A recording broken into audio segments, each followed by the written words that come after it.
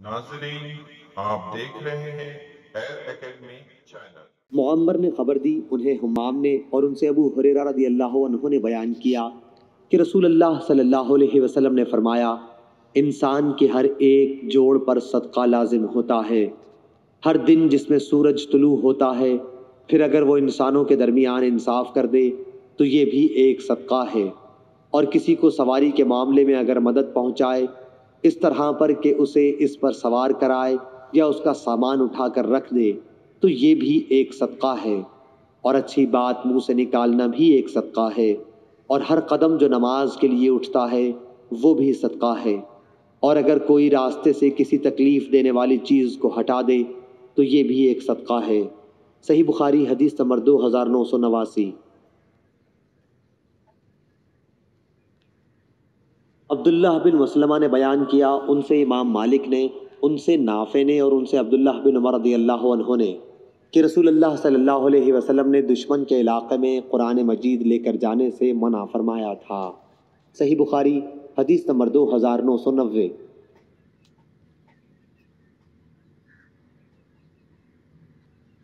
सुफियान बिन आइना ने बयान किया, उनसे अय्यूब सख्तियानी ने, उनसे मोहम्मद बिन सेरीन ने और उनसे अनस रज़ियल्लाहु अन्हु ने बयान किया कि सुबह हुई तो नबी करीम सल्लल्लाहु अलैहि वसल्लम खैबर में दाखिल थे।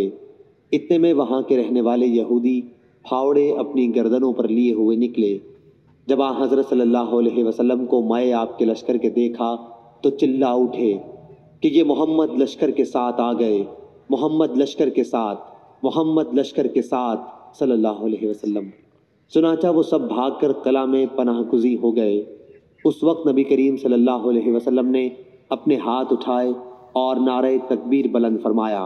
साथ ही इरशाद हुआ कि खैबर तो तबाह हो चुका कि जब किसी कौम के आंगन में हम उतर आते हैं तो डराए हुए लोगों की सुबह बुरी हो जाती है।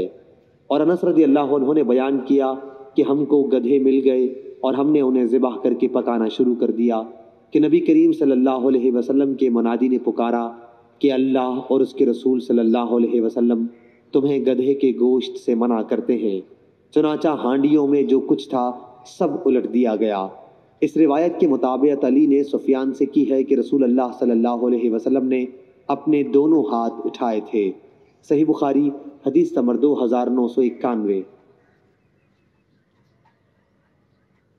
सुफियान बिन आइना ने बयान किया, उनसे आसिम ने, उनसे अबू उस्मान ने, उनसे अबू मूसा अशारी रज़ियल्लाहु अन्हु ने कि हम एक सफ़र में रसूल अल्लाह सल्लल्लाहु अलैहि वसल्लम के साथ जब हम किसी वादी में उतरते तो ला इलाहा इल्लल्लाह और अल्लाहु अकबर कहते और हमारी आवाज़ बुलंद हो जाती। इसलिए हज़रत सल्लल्लाहु अलैहि वसल्लम ने फरमाया, ए लोगो, अपनी जानों पर रहम खाओ, क्योंकि तुम किसी बहरे या गायब खुदा को नहीं पुकार रहे हो, वो तो तुम्हारे साथ ही है। बेशक वो सुनने वाला और तुमसे बहुत करीब है, बरकतों वाला है। उसका नाम और उसकी अज़मत बहुत ही बड़ी है। सही बुखारी हदीस नंबर 2992। सुफियान बिन आइना ने बयान किया, उनसे हुसैन बिन अब्दुर्रहमान ने और उनसे सालिम बिन अबिल जाद ने और उनसे जाबिर बिन अब्दुल्लाह रज़ियल्लाहु अन्हु ने बयान किया कि जब हम किसी बुलंदी पर चढ़ते तो अल्लाहु अकबर कहते और जब किसी नशेब में उतरते तो सुबहान अल्लाह कहते थे। सही बुखारी हदीस नंबर 2993।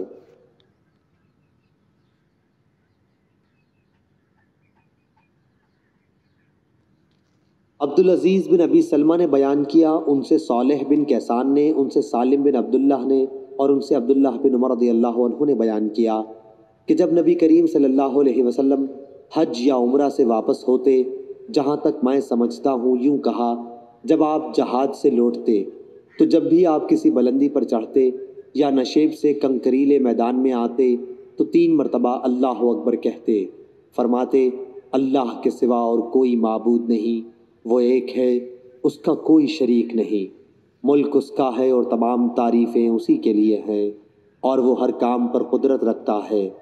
हम वापस हो रहे हैं तौबा करते हुए, इबादत करते हुए, अपने रब की बारगाह में सजदारेज़ होते और उसकी हम्द पढ़ते हुए। अल्लाह ने अपना वादा सच कर दिखाया और अपने बंदे की मदद की और तन्हा कुफ़ार की तमाम जमातों को शिकस्त दे दी। صالح نے کہا کہ میں نے سالم بن عبداللہ سے پوچھا کیا عبداللہ بن عمر رضی اللہ عنہ نے لفظ آئبون کے بعد انشاءاللہ نہیں کہا تھا؟ تو انہوں نے بتایا کہ نہیں۔ صحیح بخاری حدیث نمبر 2995۔